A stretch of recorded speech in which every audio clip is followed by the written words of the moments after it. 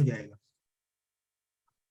तो जो अंजन है, अंजन में अपन यहाँ पे करते हैं सलाई या अंगुली से नेत्रों में औषध लगाने की क्रिया को हम क्या कहते हैं, अंजन कहते हैं।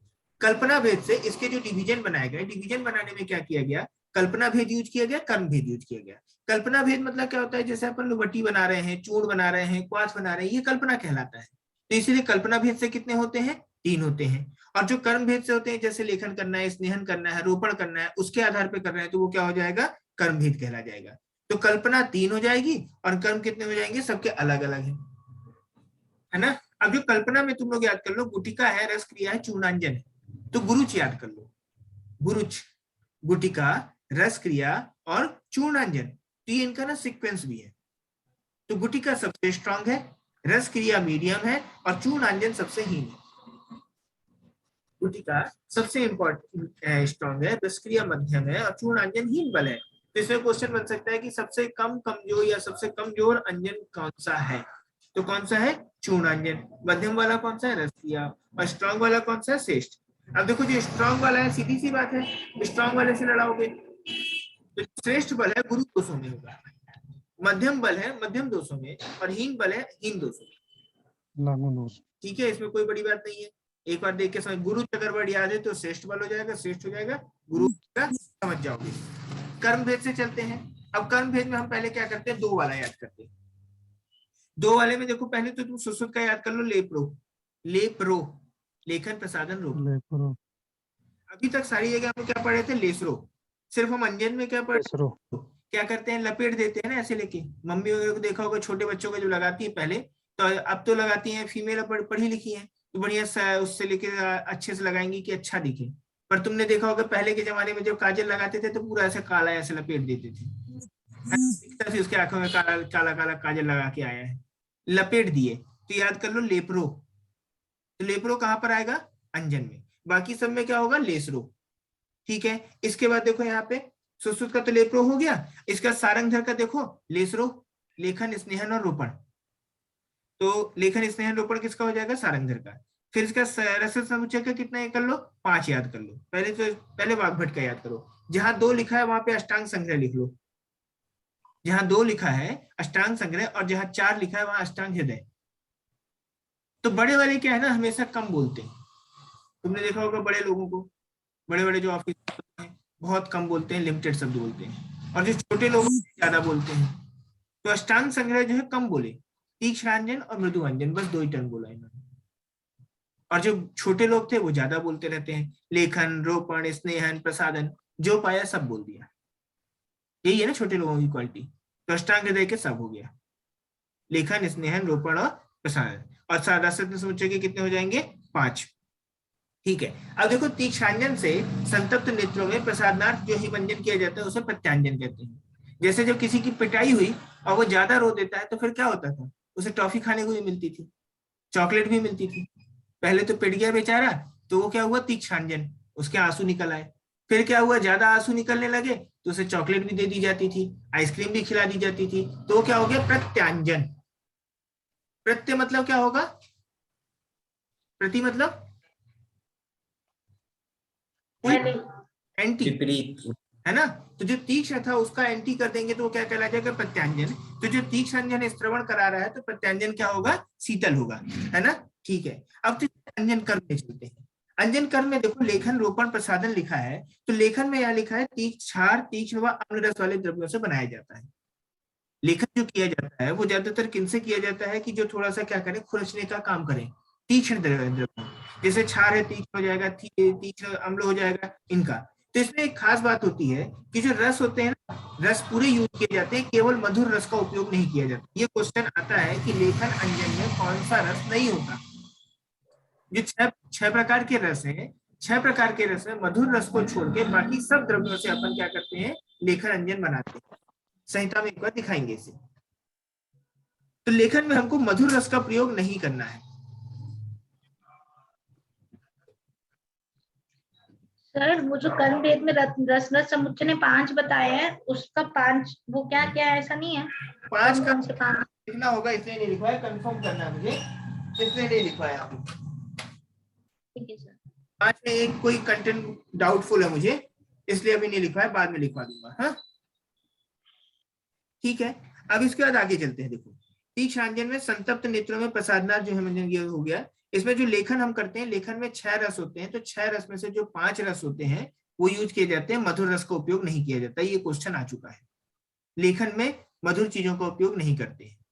ठीक है, फिर इसके बाद जब व्हाट्सएप में तुम लोग किसी को गाली लिख के भेजते हो ना, तो मीठी लैंग्वेज थोड़ा ना यूज करते हो, सारी कड़वी तीखी सब यूज करते हो ना, तो क्या हो जाएगा, मधुर रंजन अपन को नहीं, मधुर रस का उपयोग नहीं करना है लेखन में। फिर इसका चलते हैं रोपण। अब जो रोपण है देखो, तो रोपण क्या करना है, कसाय तिक्त रस से करना है। कसाय रस वैसे भी रोपण का काम करता है, कसाय रस जो है रोपण का काम करता है, तो कसाय और तिक्त रस वह स्नेह युक्त हो जाएगा। तो जो कसैली चीजें हैं रोपण काम करेंगी। तो इसमें याद कर लो रोकती, रोकती या रुकती। जब हम जलौका पढ़ा रहे थे रक्त मोक्षण, तब भी तुम्हें पढ़ाए थे रुकती वर्ड आया था, तो उससे बना सकते हो रुकती या फिर रोकती। तो रोपण में क्या हो जाएगा, कसाय और तिक्त, रोकती, रोपण, कसाय, तिक्त, इसमें ही युक्त हो जाएगा। इसमें एक सिंपल सा कॉन्सेप्ट देखो, ये थोड़ा सा क्या है ना, रुक्षण वाले द्रव्य होंगे, क्योंकि पित्त क्या होता है, पित्त का अगर कोटेशन याद है किसी को,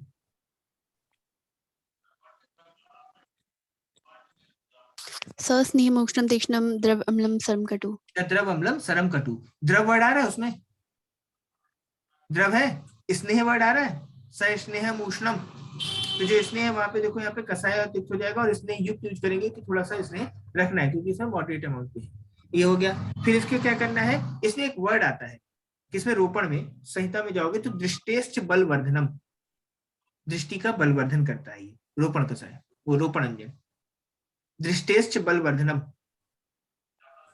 अच्छा, जो लेखन कसाय है ना, उसमें मधुर रस का उपयोग नहीं करते हैं, क्यों, तो मधुर लेखन का करता है तो ग्रहण करता है, ग्रहण करता है, बहुत सही। यही चीज क्या है, सरसा डीजे में यहाँ से क्वेश्चन बन सकता है, या एक सिंपल सा कॉज से क्वेश्चन बन सकता है कि मधुर रस का उपयोग नहीं करते, तो क्यों नहीं करते हैं, क्योंकि क्या करता है वो, लेखन कर्म में हितकारी नहीं है, या क्या करता है, ग्रहण कर्म करता है। ठीक है, इसका देखो प्रसादन या स्नेहन। तो जो प्रसादन या स्नेहन है मधुर रस का दिया जाता है। प्रसाद किसका मिलता है, मंदिर में जाओ, प्रसाद में क्या मिलता है, मिठाई मिलता है, चिरौंजी मिलती है ना, तो क्या है, मधुर है ना। तो प्रसादन किससे हो जाएगा, मधुर रस से। स्नेहन किससे होता है, मधुर रस से। किसी के घर में जाओगे तो तुमको क्या करता है, चाय पिलाता है, मिठाई खिलाता है, तो उससे तुम्हारी दोस्ती बढ़ती है। लेकिन अगर वही क्या करे, लाके मिर्ची रख दे, फिर क्या होगा, तो नहीं होगा ना। इसलिए क्या है, मधुर रस प्रसादन के लिए है, स्नेहन के लिए, स्नेह बढ़ाने के लिए है। ठीक है, अब इसका चलते हैं इनकी मात्रा। मात्रा में देखो, लेखन की मात्रा 1 हरेड़ू है, प्रसादन की मात्रा 1.5 हरेड़ू है, और रोपण की मात्रा कितनी है, 2 हरेड़ू है। तो यहीं पे लेप्रो, लेखन, प्रसादन, रोपण 1, 1.5, 2, लेप्रो 1, 1.5, 2। अभी जितना भी तुम लेसरो लेप्रो कर रहे हो ना, ये सब बाद में सब लपेट दोगे, तुम खुद ही लपेटोगे। तो इसके लिए क्या करना है, टेबल बनाना है। टेबल में क्या करना है कि सेक में क्या होगा, लेसरो, फिर इसके बाद आसेचेतन में क्या है, लेसरो, फिर इसके बाद यहाँ पे अंजन में क्या है, लेसरो, और पुटपाक में क्या है, लेसरो। तो ऊपर के 2 में 2-2 बढ़ रहा। देखो ऐसे करना, या तो क्या करना, सबसे ऊपर लिख लेना तुम लोग क्या, पुटपाक लिख लेना, तो पुटपाक में 100 मात्रा बढ़ रही है। फिर उसके बाद क्या करना, तुम सेक और आसेचेतन रख लेना, सेक और आसेचेतन में लेसरो में क्या कर रहा है, 2-2 मात्रा बढ़ रही है। फिर इसके बाद तुम किस में आना, अंजन में आना, या फिर अंजन को बीच में कर देना, क्योंकि अंजन में 1.5 मात्रा बढ़ रही है। सबसे पहले लिख लेना पुटपाक 100 मात्रा बढ़ रही है। फिर उसके, लेकिन हाँ ये थोड़ा सा अलग ही है, 1, 1.5, 2 है, पर 1 से 1.5 से और 2 से मात्रा याद की है ना, 100 200 नहीं याद कर रहे ना, तो ऐसे याद कर लेना, पुटपाक लिख लेना, तो 100 1 मात्रा बढ़ रही है, 1, 2, 3। फिर इसके बाद अपन चलेंगे सेक और आसेचेतन में, 2-2 मात्रा बढ़ रही है, 200, 400, 600। फिर इसके बाद अपन किस में आ जाएंगे, बीच में डाल देना क्या, अंजन, 1, 1.5, 2 हरेड़ू। लेकिन हाँ यहाँ एक चीज याद रखना, ये लेप्रो है, या इसको लास्ट में अलग से ही बना लेना। ठीक है, अब 1, 1.5, 2 हो गया। अब इसके बाद देखो अंजन शलाका की जो है, प्रशस्त शलाका वक्त्योर मुकुलाकार, जिसका जो आकार होता है वो मुकुल के समान होता है, जिसका मुख जो होता है मुकुल के समान होता है। कलाय परिमंडला दोनों बढ़ा जाते हैं। कलाय परिमंडला, जो अंजन लगाते थे, काला जो लगाते थे वो कैसा होता था, काला होता था ना। तो जो कलाय परिमंडला है वो कौन सी हो जाएगी, अंजन शलाका, प्रशस्त शलाका, वक्त्योर मुकुलाकार सुश्रुत। ठीक है, इसके बाद देखो प्रशस्त शलाका की लंबाई 8 अंगुल, तो अंजन शलाका कितनी होती है? 8 अंगुल। आ से अंजन, आ से 8, आ से अंजन 8, अंजन शलाका कितनी है? 8 अंगुल है। सुश्रुत ने कितनी बताई है? सुश्रुत ने 8 अंगुल बताई। वाग्भट ने कितनी बताई है? 10 अंगुल। वाग्भट तो हमेशा 2 ज्यादा ही बोलेंगे। स्वर्ण ताम्र लौह हस्ती दंती अंगुली से बनी होगी, तो जो जितना रही से अपने हिसाब से बनाएगा। राजा का करोगे तो सोने की से करोगे, या थोड़ा उसका जो नीचे का हो जाएगा सेनापति हो जाएगा उसके चांदी से करोगे, और उसके नीचे आ जाएगा थोड़ा सा सिपाही वगैरह होगा तो हाथी दांत से करोगे, और थोड़ा सा नीचे आ जाएगा कमजोर आदमी है तो उसकी लोहे की से कर दोगे, और कोई आ जाएगा तो लकड़ी से, और बोलोगे और पैसा नहीं जो देगा उसको बोलोगे आ जा बेटा तेरे, ऐसे आंख पकड़ के उसके खींच के ऐसे हम हाथ से लगा दोगे, है ना, ऐसे ही करोगे ना। तो ये तुम्हारी बुद्धि पे है कि तुमको कौन सा उपयोग करना है, तो ये रीड कर लिया, ऐसा कुछ इसमें नहीं है। ठीक है, अब इसके बाद देखो ना यहाँ पे लेखन रोपण प्रसाधन, लेखन रोपण प्रसाधन जो हो जाएगा। अच्छा सॉरी, इसमें ना रजत का उपयोग नहीं किया गया, थोड़ा सा देख लेना, श्लोक में रजत वर्ड नहीं आया। हो सकता है उसका कुछ इंपॉर्टेंस रहता है इसलिए रजत ना लिखा हो या फिर छूट गया हो, तो उसको एक बार देख लेना। लेखन रोपण प्रसाधन जो है, देखो ताम्र शलाका है, रोपण के लिए लौ है और प्रसाधन की नहीं है, तो रजत या स्वर्ण दोनों है। ठीक है, रजत या स्वर्ण है। लेखन के लिए ताम्र हो जाएगा और रोपण के लिए लौ हो जाएगा, प्रसाधन के लिए रजत या स्वर्ण हो जाएगा। तो रोपण में याद कर लो रोलो, कोई गलत काम करता है ना तो और रो, बैठ के रो, तो रो लो। जैसे क्या है, अंजन लगाया उसके, अब वो रो रहा है, अब तुम उसको शांत करा रहे, नहीं मान रहा है तो बोले रो लो, क्योंकि क्या है लोहे वाला तुम लोग किसको उपयोग करोगे? जो कमजोर व्यक्ति है ना, तुम्हारा कोई नुकसान नहीं कर सकता है, राजा को थोड़ी ना बोलोगे। तो राजा में क्या करेंगे अपन, प्रसाधन करेंगे उसे, है ना, अच्छे से कैसे करेंगे, तो रजत या स्वर्ण का हो जाएगा, और लेखन किसमें हो जाएगा? ताम्र शलाका हो जाएगी। ठीक है, इतना इंपॉर्टेंट नहीं है ये, देख सकते हो। इसके बाद नीचे देखते हैं, एक आती है यवक्र शलाका, पढ़ा था तुमने, यवक्र शलाका कितने अंकुल की है, कहाँ पढ़ा था? यवक्र शलाका वो भी 8 है ना? 8 अंगुल। कहाँ पढ़ा था? ये लिंगनाश के लिंगनाश के शस्त्रकर्म में। ठीक है, शस्त्रकर्म में यवक्र शलाका पढ़ा था, 8 अंगुल थी, और जो अंजन शलाका पढ़ रहे हैं वो भी कितनी है? 8 अंगुल है। ठीक है, इसके बाद चलते हैं अपन किसमें, अंजन निषेध। अंजन किनको नहीं करना है? थके हुए को नहीं करना है, डरे हुए को नहीं करना है, रोते हुए को नहीं करना है, नवजर पीड़ित इंपॉर्टेंट है, मार्क कर लो। नवजरे दिवा स्वप्न स्नान अभ्यंग अन्न मैथुनम क्रोध प्रभात व्यायाम कसायश्च वर्जित, ये किसने बोला था? चरक। इसमें कहीं आया अंजन क्या? नवजरे दिवा स्वप्न स्नान अभ्यंग मैथुनम क्रोध प्रभात व्यायाम कसायश्च विवर्जित, कहीं आया क्या? ये कहाँ आया? उत्तर तंत्र में आया। नवजर से जो पीड़ित होगा उसको अंजन नहीं करना है। विषम जल में यदि वो कर देते हो तुम लोग, क्या नवज्वर का निषेध है ये, क्या मैडम?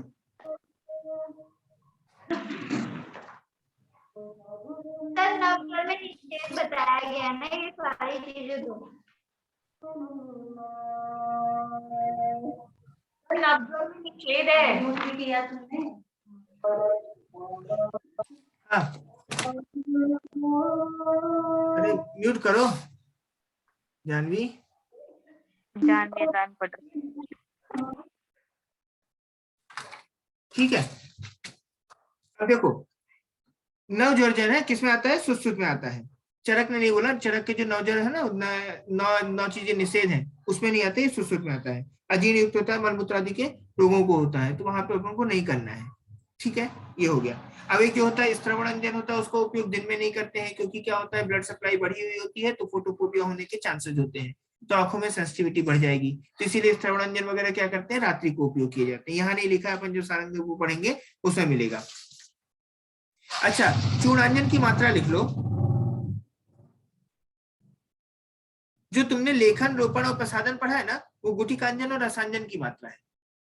गुटिकांजन और रसांजन की मात्रा हम लोग लेखन प्रसाधन और रोपण 1 हरेणु 1.5 हरेणु 2 हरेणु में यूज करेंगे। तो सीधी सी बात है, एक चीज समझो, हरेणु क्या कहते हैं? हरेणु क्या है? मटर। निर्गुंडी के बीज। हरेणु का निर्गुंडी के बीज का, सही बोल रही है, हरेणु का निर्गुंडी के बीज, और ये जो हरेणु है मटर के बीज है। तो जो गुटिका वगैरह होती है इसी प्रमाण में होती है, चूर्ण लेते हो इसी प्रमाण में लेते हो, तो इसलिए वहां पे हरेणु है। अब जो अगला पढ़ेंगे अपन लोग कौन सा? चूर्णांजन। गुटिकांजन और रसांजन जो हो जाएगा ये हरेणु प्रमाण में हो जाएगा, और जो चूर्णांजन है वो किसमें लेते हैं हम, शलाका में। तो यहाँ पे लिख लो लेप्रो लेखन प्रसादन रोपण, लेखन प्रसादन रोपण 2 3 4 शलाका, ये थोड़ा अंतर है। 2 3 4 शलाका, लेखन प्रसादन रोपण 2 3 4 शलाका। सर म्यूट कर लीजिए। सर ये लेप्रो क्या, सर ये लेप्रो किसका है? ये चूर्णांजन, चूर्णांजन की जो शलाका। लेखन प्रसादन रोपण कितना, रिपीट कर दीजिए। कौन बोला? रिपीट सर रिचा बोल रही है। सर हम बोल अच्छा। वो वाला जो भी लास्ट ठीक है। में। चूर्णांजन में लिखो लेखन प्रसादन रोपण, लेखन प्रसादन रोपण 2 3 4, लेखन प्रसादन रोपण 2 3 4। संहिता में पढ़ाएंगे, अभी दिखाएंगे एक बार फिर से, वहां क्लियर हो जाएगा। चलो सब इंपॉर्टेंट पॉइंट्स में आ जाओ। सब इंपॉर्टेंट पॉइंट्स यहाँ पे मॉडर्न कुछ टाइम लिखे हुए हैं। मॉडर्न कुछ टाइम में देख लो यहाँ पे जैसे कौन कौन से चार्ट यूज किए थे। तो स्टेरा कलर चार्ट तुमने देखा होगा, स्नेलस चार्ट देखा होगा। जो डॉक्टर अपनी क्लिनिक में रखे रहते हैं ऑप्थेल्मोलॉजिस्ट, वो क्या करते हैं, स्नेलस चार्ट होता है, डिस्टेंस विजन के लिए रखते हैं। तुमको दूर बैठा के दिखाते हैं ना, दूर बैठा के पढ़ने को बोलते हैं, तो डिस्टेंस विजन हो जाएगा। और जो स्नेलस चार्ट स्टेरा कलर चार्ट होता है उसको पास में बैठा के पढ़ाते हैं ना, तो वो क्या हो जाएगा, नियर विजन के लिए हो जाएगा। सॉरी, स्टेरा चार्ट जो हो जाएगा कलर विजन के लिए हो जाएगा। ठीक है, ये हो गया। अब यहाँ पे देखो जो कलर विजन है ये हो गया, और जो इस चेहरा में देखो हरा वर्ड आ रहा है, इस चेहरा हरा, तो वो किसके लिए, कलर के लिए। ठीक है, नॉर्मल विजन एक्यूटी कितनी होती है, 6/6 होती है। देख लो जैगर्स चार्ट किसके लिए होता है, नियर विजन के लिए होता है। और फिर इसके बाद क्या होता है, kept at distance of 35 centimetre, 25 centimetre से। अच्छा अपनी आंखों को ऐसे पास में रखो, 25 सेंटीमीटर से कम करो, दिखता है क्या, उंगली देखो, 25 सेंटीमीटर से अगर कम होगी तो तुम उसे पढ़ नहीं पाओगे, देख नहीं पाओगे, हमारी आंखें उसे रीड नहीं कर पाती। इसीलिए हम लोग क्या करते हैं, 35 सेंटीमीटर की डिस्टेंस में रखते हैं। तो जो स्टेरा का जैगर्स चार्ट है वो कितने डिस्टेंस में है, 25 सेंटीमीटर में। प्राइस बायोपी के लिए वही वाला यूज किया जाता है। टोनोमीटर किसके लिए किया जाता है, ऑक्यूलर प्रेशर के लिए किया जाता है। कल तुमने पढ़ा सियोर्ज टोनोमीटर, सियोर्ज टोनोमीटर उसका एक नाम है, और बहुत सारे टोनोमीटर आते हैं। गोनियोस्कोप क्या होता है, एंगल ऑफ एंटीरियर चैम्बर। जो ग्लूकोमा है, जो तुम्हारा टॉपिक छूटा हुआ मैं पढ़ाऊंगा, जो ग्लूकोमा होता है उसमें एंगल ऑफ एंटी, वो क्या ओपन एंगल ग्लूकोमा होता है, क्लोज एंगल ग्लूकोमा होता है। तो वहां पे जो एंटीरियर चैम्बर होता है उसके एंगल को नापने के लिए क्या यूज किया जाता है, गोनियोस्कोप। तो ऐसा क्वेश्चन आता है कि गोनियोस्कोप किससे रिलेटेड है, तो आंख से रिलेटेड है। फिर दूसरा क्या क्वेश्चन क्या आ सकता है कि किस पार्ट के लिए यूज होता है, तो measuring angle of anterior chamber, anterior chamber को मेजर करने के लिए किया जाता है। ठीक है, इसके बाद आता है ophthalmoscope, to visualize retina. Ophthalmoscope क्या करते हैं, रेटिना, तुमने देखा होगा। ऑप्थेल्मो नाम से ही लग रहा है, ऑप्थेल्मो मतलब क्या हो जाएगा, आंख से रिलेटेड। स्कोप मतलब क्या होता है, देखना। जैसे माइक्रोस्कोप है, ऑप्थेल्मोस्कोप है, और टेलीस्कोप है। तो टेलीस्कोप दूर के लिए, माइक्रोस्कोप छोटी चीजों के लिए, ऑप्थेल्मोस्कोप आंख के लिए, ऐसे याद रह जाएगा। फिर इसके बाद आता है रेटिनोस्कोप। तो रेटिनोस्कोप सीधी सी बात है, रेटिना देखने के लिए। तो रिफ्रैक्टिव एरर्स देख रहे हैं इसमें, रेटिनोस्कोप रिफ्रैक्टिव एरर्स। फिर इसके बाद आता है एक्सोप्थेल्मोमीटर हो जाएगा, प्रोटोसिस हो जाएगा, पढ़ लेना, बहुत ज्यादा नहीं जानता मैं इसके बारे में। स्लिट लैम्प में देखते हैं to examine different planes in the eye. Slit मतलब क्या होता है, तोड़ दो, छोटी छोटी चीजें में तोड़ दो ऐसे करके। तो स्लिट लैम्प क्या है, डिफरेंट प्लेन्स देखोगे। Placido disc assesses the surface of cornea, क्योंकि जब कॉर्निया की सरफेस में डिस्टर्बेंस आता है तो विजन में चेंज आता है, इसीलिए प्लेसिडो डिस्क इसके लिए यूज किया जाता है। डिस्क नाम आ रहा है ना, और डिस्क किसकी होती है, कॉर्निया की बनी होती है। मंडल संधि है ना डिस्क, तो किसकी हो जाएगी, कॉर्निया की हो जाएगी। Keratometer, curvature of cornea. Kerato word जो हो जाएगा किसके लिए है, केराटोप्लास्टी पढ़ा था, तो केराटोमीटर क्या हो जाएगा, कर्वेचर ऑफ कॉर्निया हो जाएगा। ठीक है, कलर ब्लाइंडनेस में आते हैं। यहाँ से इतने कोई ऐसी चीजें नहीं है, ये सिंपल सी रीड है, पढ़ लोगे। उसमें कुछ चीजें वर्ड कर लेना जो तुमको याद हो जाएगा। चलो मैं एक शॉर्ट रिवीजन करा रहा हूँ। गोनियोस्कोप,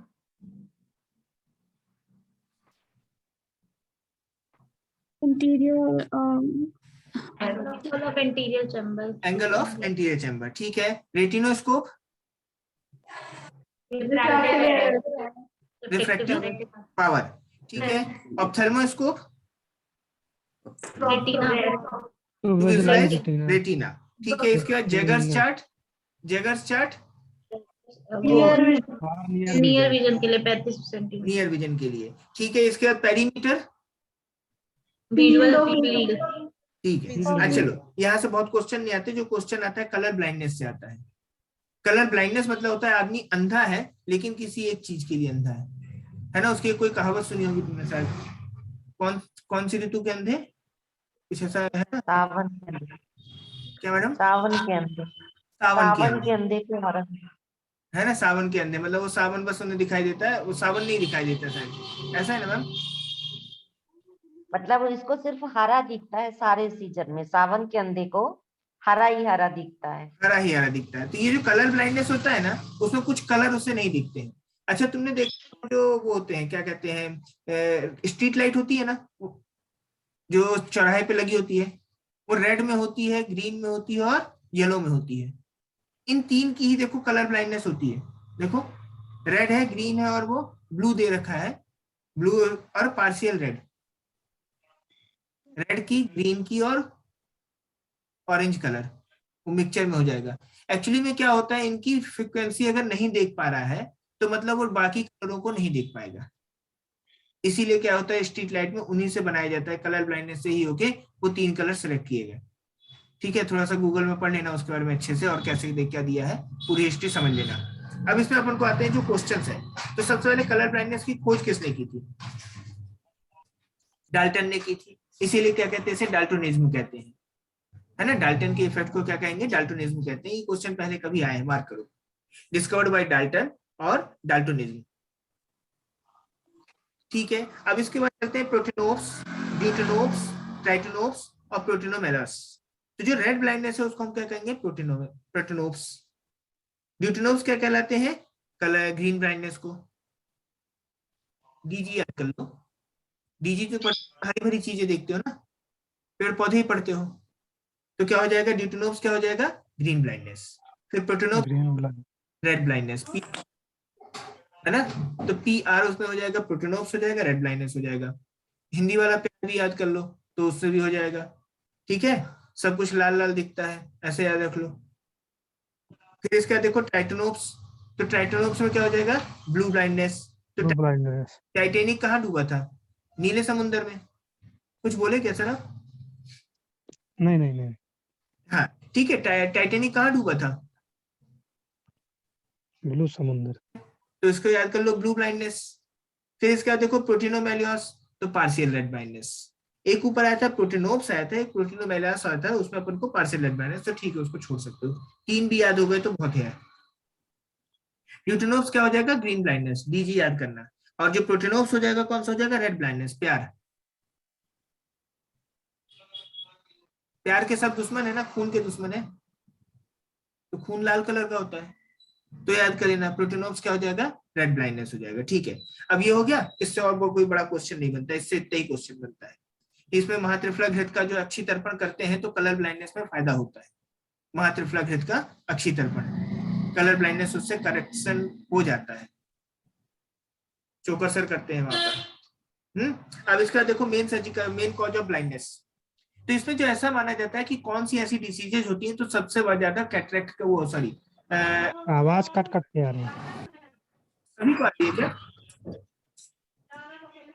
सर? थोड़ा नेटवर्क, आवाज कट के आ रही है। आवाज सही है वो, आप थोड़ा नेटवर्क चेक करिए ना एक बार वहाँ।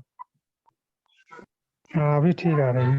ठीक है, अच्छा ठीक है सर, म्यूट कर लीजिए। हाँ, अब देखो यहाँ national programme for colour blindness हो जाएगा, 1976 में स्टार्ट किया गया, 76। अब ये घूरने की परिभाषा बनी है ना, लड़की को घूर दो तो उतने में ही केस लग जाता है। जब वो पढ़ाएंगे ना क्या फॉरेंसिक, तो उस पे आता है। अभी नई रिसेंट जब हम लोग इंटर्नशिप में थे तब नहीं बनी थी, तो उससे याद कर लो 76 घूरने पे ही हो जाएगा। घूरते किससे? नेत्र से। तो नेशनल ब्लाइंडनेस कंट्रोल प्रोग्राम किसमें हो जाएगा? 76। अब ठीक है, इसके बाद चलते हैं largest cause of blindness in is cataract in world wide. ठीक है, ऊपर देख लीजिए 62% है, ये क्वेश्चन भी आ चुका है। फिर यहाँ पे ब्लाइंडनेस की जो डिफिनीशन WHO ने क्या दिया था कि 6/60 स्नेलेंस और इट्स इक्विवेलेंट हो जाएगा, उसमें लेस देन 6/60, तो वो किसे क्या माना जाएगा? अंधा माना जाएगा। ठीक है, ये सामान्य सी बात है। विजन 2020 राइट टू साइट, ये बड़ा इंपॉर्टेंट है। ये 99 में लॉन्च किया गया था। इसमें ये बोला गया था कि 2020 तक हम सबकी आंखें ठीक कर देंगे, हम सबको आंखें दे देंगे। तो 2020 तो गुजर गया, 2022 चल रहा है। अब ये क्या करेंगे, इसका फिर से टाइम पीरियड बढ़ा देंगे। ठीक है, तो 2020 याद कर लेना। विजन 2022 जो है ये कब लॉन्च हुआ था, 1999 में, मतलब 2000 में हुआ था। 20 साल के लिए प्रोग्राम लाए थे कि 20 साल बैठ के बढ़िया पैसा खाएंगे। 20 साल खा लिए हैं, अब प्रोग्राम को फिर से न्यू लॉन्च करेंगे, है ना। अब इसके बाद देखो ये क्या है कि सबको विजन देना है हमें। इसका देखो कैटरेक्ट जो है, तो कैटरेक्ट दो प्रकार का, इंफ्रारेड होता है, यूवी रेज होता है। तो इंफ्रारेड रेज जो होता है हीट कैटरेक्ट कहलाता है। हीट के कारण जो होगा वो क्या कहलाता है, इंफ्रारेड। और जो सेनाइल कैटरेक्ट होता है वो यूवी रेज के कारण होता है। तो इंफ्रारेड जो होती है ना, वो एक्चुअली में हीट होती है। हमें इंफ्रारेड में हीट होती है। जो तुम लोगों को फ्लैश बर्न बता रहा था मैं, और जो वहां पर होता है क्या कहते हैं, ठंडी स्नो में बताया था, सैंड पार्टिकल्स में बताया था, या फिर समुद्र के किनारे, या फिर चट्टानों में, वहां जो डेवलप होगा वो कौन सा होगा, इंफ्रारेड के कारण। तो इंफ्रारेड उसमें क्या जाएगा, हीट कैटरेक्ट डेवलप करेगा। और यूवी रेज क्या करेगा, सैनाइल कैटरेक्ट करेगा। देखो जब तुम वो सूर्य ग्रहण पड़ता था ना, तो सूर्य ग्रहण में तुम्हें उसकी तरफ देखने को मना किया जाता था, है ना। तो यूवी सैनाइल का मतलब क्या होता है, थोड़ा सा शायद कमजोर बुद्धि का, ऐसा होता है क्या, क्या होता है सैनाइल की मीनिंग, क्या होता है? सर एज नहीं होता स्नेल कैटरेक्ट में, एज जिनमें मतलब जुवेनाइल एज हो और जाती है। सेनाइल मतलब हाँ एज जुवेनाइल का है बच्चों ना के लिए सर, आएगा, और जुवेनाइल मतलब सैनाइल किसके वाली लिए आएगा, एज्ड लोगों के लिए, 40+ एजेड वालों लोगों के के लिए। लिए। तो ठीक है, ऐसे देख लो जो बुढ़े लोग होते हैं उनकी भी थोड़ी सी बुद्धि कमजोर हो जाती है ना, बच्चों जैसी हो जाती है। तो सूरज की तरफ जब देखेंगे तो क्या हो जाएगा, यूवी रेज, तो सैनाइल यूवी। ठीक है, ऐसा कोई ज्यादा कोड नहीं बन रहा है, उसको छोड़ सकते हो, सैनाइल यूवी याद कर लो। एसयूवी गाड़ी आती है, एसयूवी 700, तो उससे याद कर लो, है ना। सैनाइल कैटरेक्ट हो जाएगा, यूवी रेज से हो जाएगा, और इंफ्रारेड में कौन सा हो जाएगा, हीट कैटरेक्ट हो जाएगा, क्योंकि इंफ्रारेड में हीट होती है। ठीक है, मोस्ट एडवांस मायोपिक सर्जरी कौन सी हो जाएगी, लेसिक्स होती है। लेसिक्स का वो इसका जो वर्डिंग्स है ना, फुल फॉर्म, वो इंपॉर्टेंट है, laser assisted in situ keratomileusis. LASIKs से जो हम 0.5 से 12 डायोप्टर तक का मायोपिया ठीक कर सकते हैं, और 0.5 से 4 डायोप्टर का हाइपरमेट्रोपिया। मायोपिया जो है 12 डायोप्टर तक हो जाएगा, और जो हाइपरमेट्रोपिया 0.5 से 4 डायोप्टर तक है। ठीक है, इसमें 8 डायोप्टर ऑफ एस्टिग्मेटिज्म भी ठीक किया जा सकता है। आवाज सही नहीं आ रही है। सर नेटवर्क चेक करिए सर आप अपना। सर आप ही बस को नहीं आ रही, बाकी आ रही है ना, अपना बा- नेटवर्क देखिए। बाकी को क्लियर है सर, एक बार थोड़ा चेक कर लीजिए सर,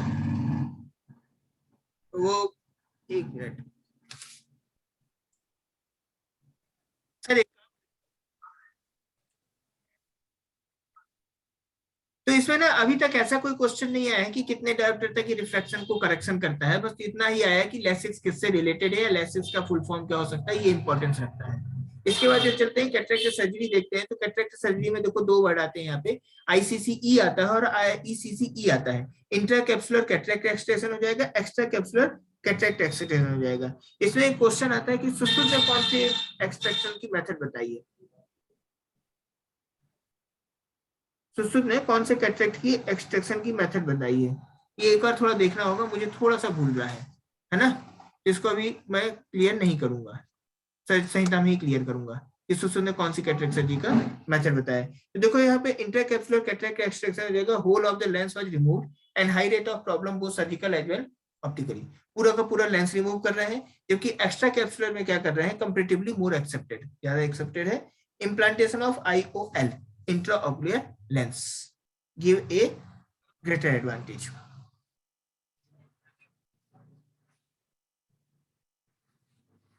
ठीक है, चलो अब इसे एंड करते हैं, और सिरोरी स्टार्ट करेंगे कब, 9 बजे।